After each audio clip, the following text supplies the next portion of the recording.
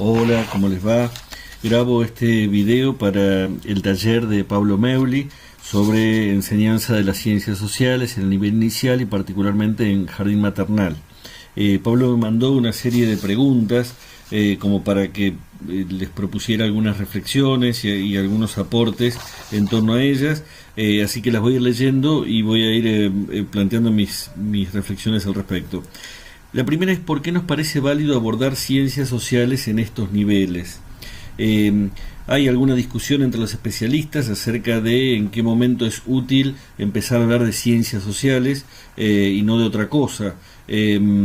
Algunos colegas plantean en realidad como ciencias, las ciencias sociales podrían empezar a enseñarse alrededor de los 10 o 11 años, y que antes de eso lo que hay es una enseñanza bastante más de adoctrinamiento, de una bajada de línea sobre historia, sobre geografía, porque no están los niveles de criticidad para hablar de ciencias sociales.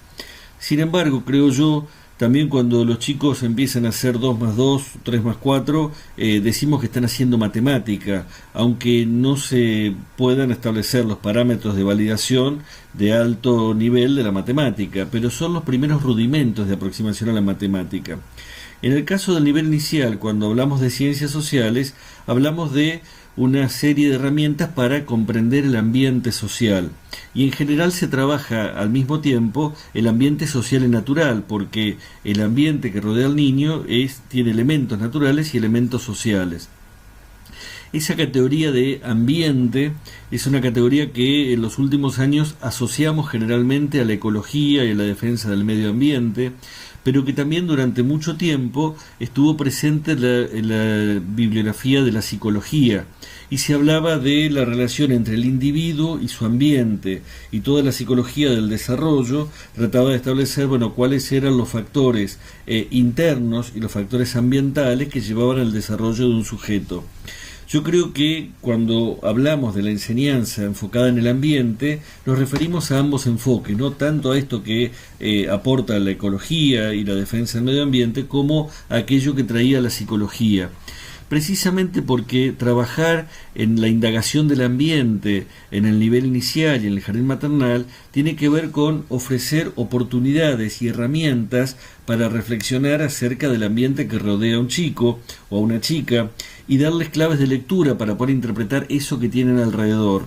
Los chicos construyen sus ideas básicas acerca del ambiente social en las interacciones cotidianas que tienen con el ambiente, y eso empieza a ocurrir en el ámbito doméstico, en el ámbito de su grupo familiar o de los adultos responsables. Pero es cierto que el ingreso al jardín maternal implica también una apertura de horizontes, y hay posibilidades de conocer otras cosas, de llevarlos a conocer otros lugares, de salir a mirar el lado de atrás de un negocio con el cual quizás ven que su mamá, su papá o sus hermanos grandes interactúan como clientes, pero que pueden ir a ver lo que hay detrás del mostrador, que pueden ir a preguntarle a alguien que pone los productos en el supermercado por qué los organiza de esa manera y qué dicen los cartelitos que están dentro de las góndolas o en cada envase de un paquete. Eso que nos puede parecer básico es básico para quien tiene un desarrollo mayor del conocimiento del ambiente, pero es al mismo tiempo la base, el punto de partida para poder desarrollar elementos más complejos. Entonces, para los chicos es muy importante poder darse el tiempo de indagar eso que ocurre. Y los chicos indagan con mucha libertad, se plantean un montón de preguntas, un montón de hipótesis, con mucha liviandad, con mucha soltura, con mucha frescura, mucho más que un adulto. Por eso es importante que les demos la oportunidad de explorar muy chiquitos, que podamos acompañarlos en esas exploraciones sin burlarnos o reírnos de ellos cuando se equivocan al hacerlo, porque todos nos equivocamos, pero si algo hemos aprendido los adultos es a tratar de disimular cuando pensamos una macana o no sabemos bien qué decir. En cambio, los chicos lo dicen abiertamente, plantean hipótesis a veces descabelladas. Un ejemplo de esto Hablo de mi hija que tiene 6 años, ahora tiene 7, pero cuando tenía 6 años, ella empezó la escuela pública acá en Ciudad de Buenos Aires, a aprender inglés.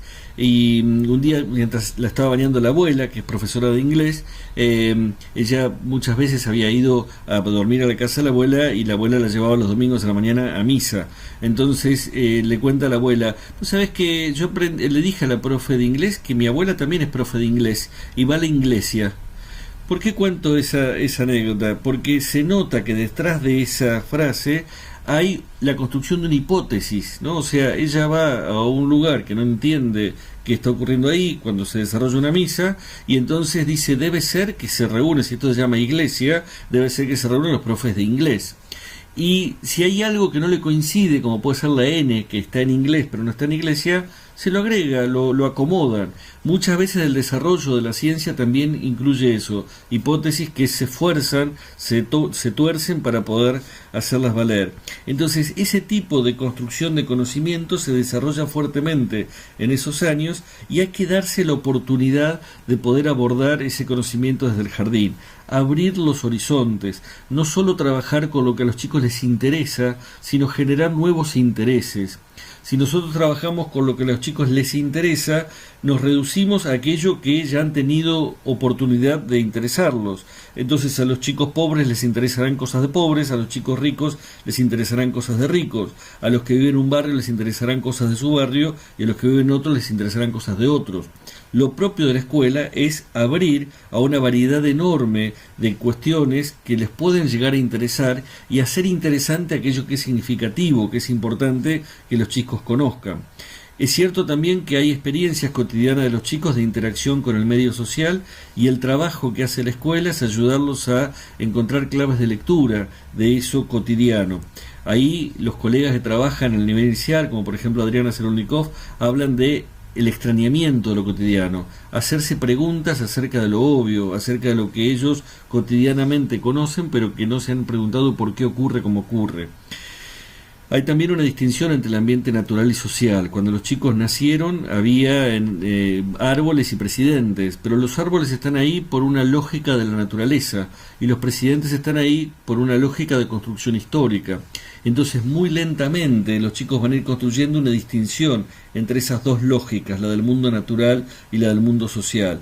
En general le atribuyen la misma lógica a todo, es decir, naturalizan el mundo social, y entienden que es parte de la naturaleza que haya presidentes como hay árboles.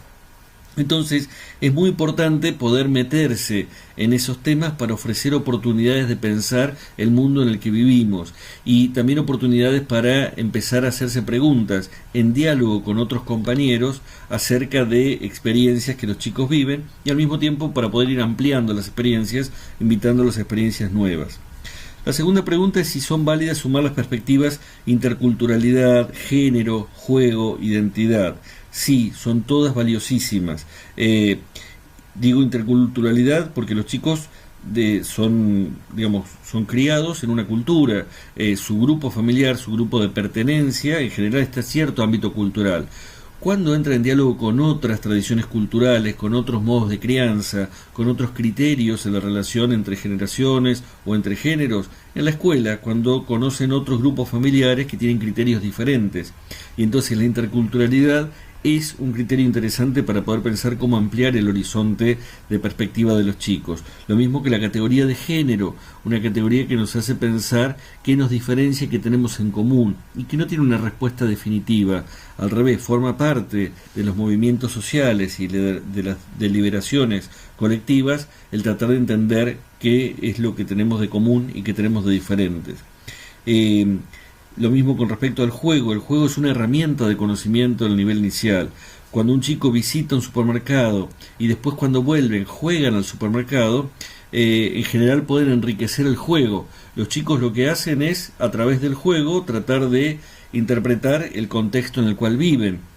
Por eso a veces es útil en el jardín empezar a jugar a eso que vamos a visitar después, y ver también las cosas que nos faltan saber, que queremos averiguar. Después, por ejemplo, si jugamos a una peluquería, jugar a la peluquería y ver que en realidad no sabemos todo lo que hace la peluquera, el peluquero, con qué elementos trabaja, qué le piden los clientes. Cuando vamos a hacer la visita a la peluquería, podemos obtener un montón de información y cuando volvemos a la sala y jugamos a eso, vamos a poner en juego toda esa información que fuimos comprendiendo y al mismo tiempo vamos a poder pulir y afinar más las preguntas. En el juego siempre aparecen preguntas, los chicos preguntan ¿y cómo es que paga? ¿Y cómo es que y cómo sabe el peluquero cuánto tiene que cobrar? Todo eso aparece en el juego como una oportunidad para seguir indagando.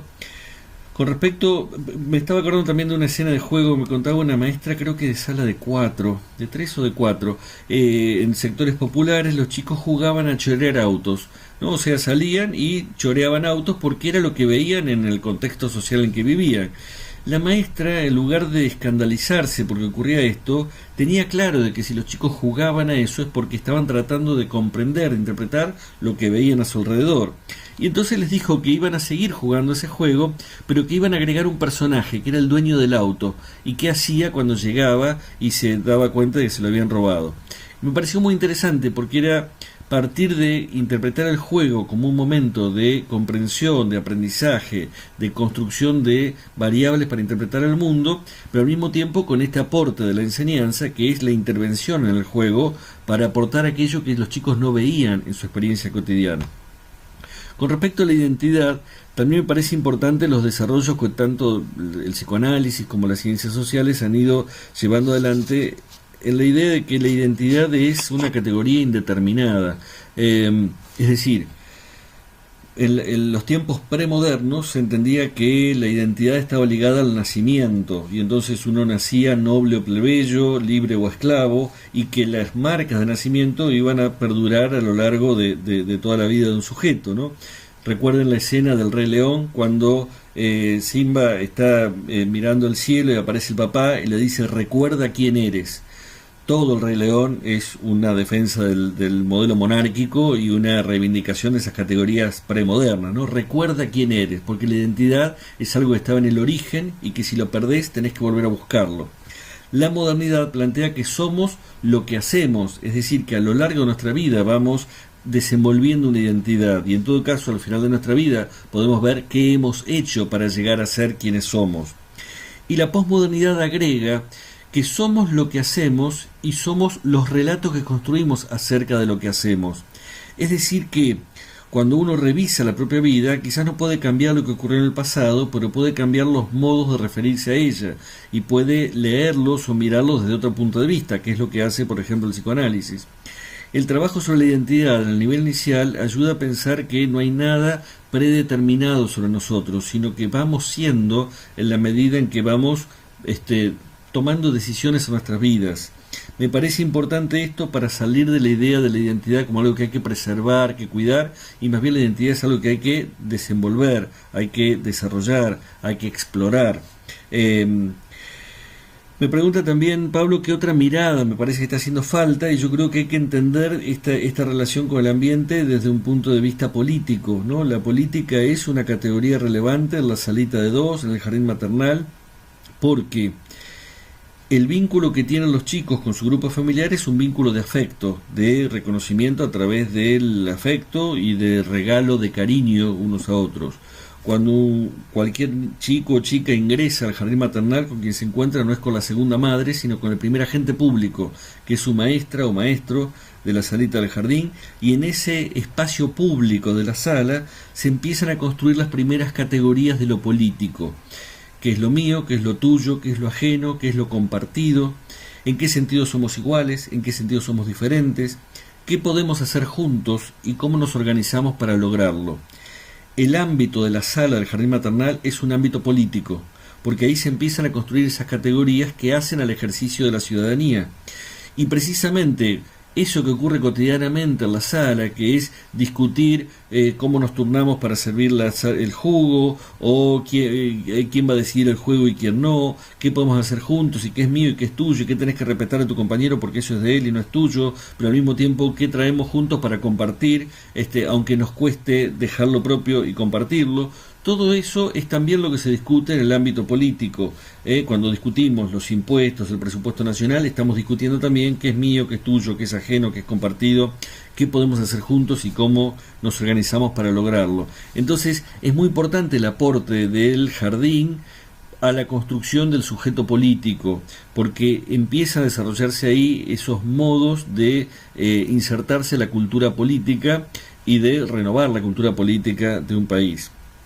Otra pregunta es, ¿te parece que en esta etapa de la formación de los y las niñas se puede trabajar con pedagogía de la memoria? A ver, la memoria es una categoría que fue muy denostada durante mucho tiempo, ¿no? Aprender de memoria era mala palabra, pero en los últimos tiempos ha sido reivindicada en torno a la historia reciente del país. Para mí es fundamental que en la trayectoria formativa de los chicos en el sistema escolar haya un abordaje sistemático y profundo de lo que fue el terrorismo de Estado de la Argentina y que haya elementos para pensar el pasado reciente, que no fue solo la dictadura, sino todo lo que ocurrió también desde la transición democrática en adelante.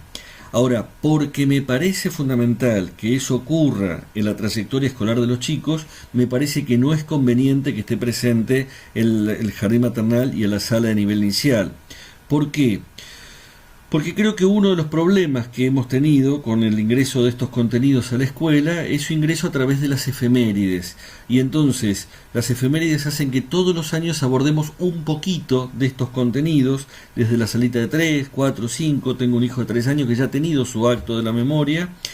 Y creo que es tratar de meterle algo que no está en condiciones de comprender todavía. Es muy difícil poder meternos en lo que ocurrió y cómo fue posible el terrorismo de Estado, que es la pregunta que orienta nuestra indagación del pasado reciente.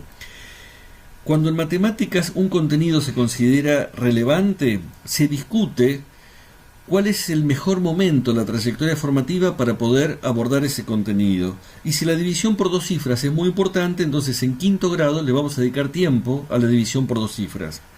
Cuando en ciencias sociales un contenido es muy relevante, lo ponemos como efeméride y lo vamos a ver todos los años un poquito. ¿Eso hace que estudiemos mejor o más esos contenidos? No. Las investigaciones muestran que en muchos casos, cuanto más efemérides hemos tenido, menos hemos aprendido de eso. Hay investigaciones con chicos de 18 o 20 años acerca de lo que fue la Revolución de Mayo y se nota un desconocimiento enorme a pesar de que recuerdan 15 años de actos escolares. Y esto tiene que ver con que el acto, en primer lugar, transforma en episodios sueltos procesos largos más complejos. En segundo lugar, pone el carro delante de los caballos porque hay una valoración antes de que haya conocimiento. Y digo que es episódico porque, por ejemplo, se les pregunta a los chicos, bueno, ¿cómo fue la Revolución de Mayo? Y fue un grupo de gente que se sentó una tarde mirando al cielo y dijeron, hagamos la revolución. Si nosotros les enseñamos a los chicos que una revolución se hace sentado y charlando, estamos fritos. Porque la revolución fue un proceso que llevó por lo menos 15 años, desde el levantamiento de Chuquisaca hasta la batalla de Ayacucho. Quiere decir que la escuela, para poder fragmentar el proceso revolucionario, le dedica un día el 25 de mayo, otro día a la Independencia, otro día a Belgrano, otro día a San Martín. Y los chicos terminan pensando que la Revolución de Mayo no tuvo violencia, porque como ese día no hubo violencia, entonces no lo hubo en la Revolución. Digo que ponemos el carro delante del caballo porque cuando empezamos a preguntarles, vamos a ver qué importante lo que hizo San Martín, entonces nos metemos también a decir, bueno, debe ser que hizo algo muy importante. No nos damos el permiso de preguntarnos qué hizo para darles oportunidades a los chicos de valorar lo que ocurrió y para ver si efectivamente fue importante o no. Y hay un contenido moral muy fuerte. Cuando uno recorre las escuelas y los jardines en agosto en cualquier lugar del país, lo que ve en todos lados no es la campaña de San Martín a Chile, no es la organización del Ejército de los Andes, no es la estrategia militar de San Martín tomada de las guerras entre Aníbal y Roma. No es eso. Lo que se ven son las máximas de San Martín a su hija Mercedes. Y yo siempre digo, ¿qué padre se anota en un papelito con qué criterios quiere educar a su hija? Básicamente un padre que tiene poca idea de cómo educar a su hija, que es lo que le pasaba a San Martín. Si hubiera tenido un hijo varón, lo metía en el cuartel y se acabó el problema. Pero como no sabía cómo educar a su hija, a la que dejó de ver a los 3 años y volvió a ver a los 8, lo que hizo es meterla en un convento internada, y entre domingo y domingo, cuando le iba a visitar, se anotó en un papelito con esos criterios para su educación, le dio una copia a ella y se quedó otra copia a él. A mí casi me da ternura de ver como las pocas herramientas que tenía como padre, pero de eso la escuela ha hecho el padre de la patria, el modelo de padre, ¿no? Incluso con contenidos que desde la perspectiva de género son cuestionables, ¿no? Como habla poco y lo preciso, que es como Cállate gorda, pero del siglo XIX. Y con respecto a la historia reciente, nosotros, las efemérides nos dejan la muerte de Belgrano en 1820, y después retomamos en la dictadura, y vemos dictadura y guerra de Malvinas. ¿Pueden chicos de salita de 3, 4 y 5 comprender algo del terrorismo de Estado? No. Y precisamente si nosotros lo damos todos los años un poquito, y eso nos calma porque decimos qué bárbaro cómo les estamos enseñando a los chicos, lo que estamos haciendo es dificultando que en algún momento lo puedan comprender. Si nosotros la división por 2 cifras se la damos todos los años un poquito, unas semanitas de la salita de 3, cuando lleguen a 5º grado no va a haber manera de que entiendan la división por 2 cifras. Entonces me parece que lo que hay que hacer es reservar esos contenidos para un momento donde nos sumerjamos profundamente en ellos y estudiemos el terrorismo de Estado, y dedicar el trabajo a nivel inicial a la indagación del ambiente, que es muy relevante, poder entender cómo funciona la sociedad, las relaciones de géneros y de generaciones, cómo funciona un comercio, cómo es la lógica del ambiente cercano en el que vivimos, cómo es la lógica de otros ambientes donde esas mismas relaciones se dan de otro modo. Pero entonces me parece que no se trata de meternos con esa pedagogía de la memoria. ¿Por qué nos metemos ahí?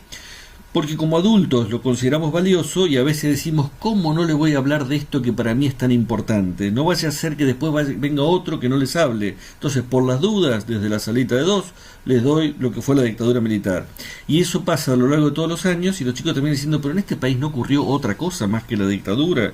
Yo creo que las generaciones futuras nos van a reclamar que no les hayamos hablado de otras cosas que pasaron en el país, además de la dictadura. Y la última pregunta que me plantea Pablo es, ¿qué opinión tengo sobre la pedagogía de la pregunta?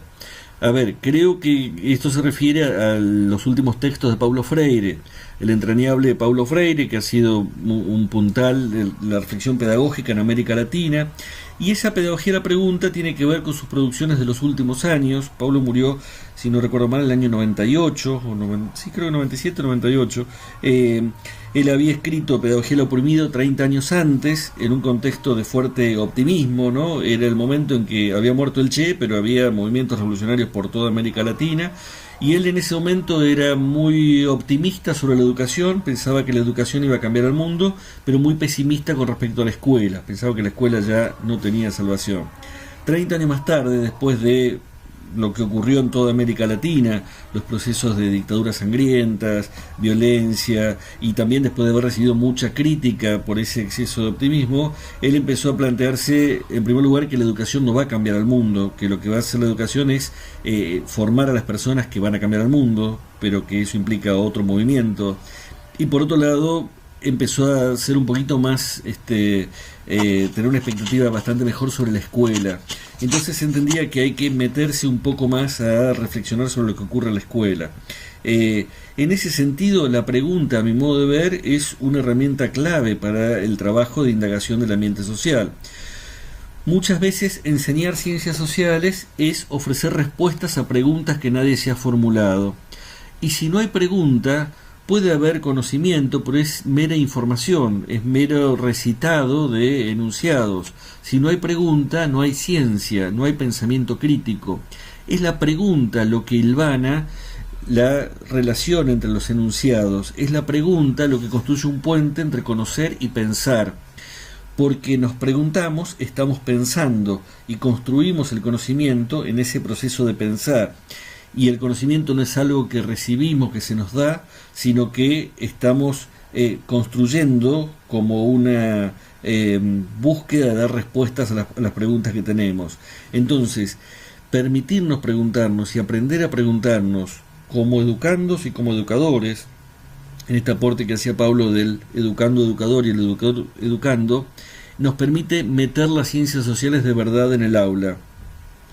Lo que importa no es saber que los gobiernos de 1810 y 1820 duraban un suspiro, que estaba la primera junta grande, primer triunvirato, segundo triunvirato, asamblea, Congreso de Tucumán. La pregunta es ¿por qué los gobiernos duraban tan poco?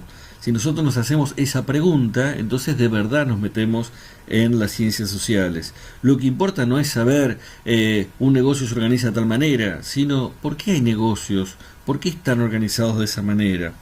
¿Quién ha decidido que se organicen así? ¿Cómo es posible que una persona tenga tantas cosas acopiadas y se las vaya entregando a otros a cambio de papelitos de colores? Entonces, Cuando los chicos son capaces de preguntarse y encuentran en su docente alguien delante de quien preguntarse y con quien preguntarse y que les ofrece herramientas para poder llevar adelante las búsquedas asociadas a su pregunta, estamos sí en una pedagogía que ayuda a construir un sujeto político crítico, comprometido, en diálogo con la comunidad. Me parece que es importante entonces pensar esta indagación del ambiente social y natural como una oportunidad para pensar junto con los chicos, y me encuentro con muchos colegas que cuando salen a indagar el ambiente me dicen: descubro en esa indagación un montón de cosas que yo desconocía. Y los chicos me hacen preguntas que yo jamás me había preguntado a mí mismo. Entonces démonos la oportunidad también de salir a indagar en qué mundo vivimos cuando salimos a indagarlo junto con nuestras chicas y chicos de la escuela. Bueno, les agradezco la invitación y espero que el encuentro sea fructífero para ustedes. Un abrazo, gracias.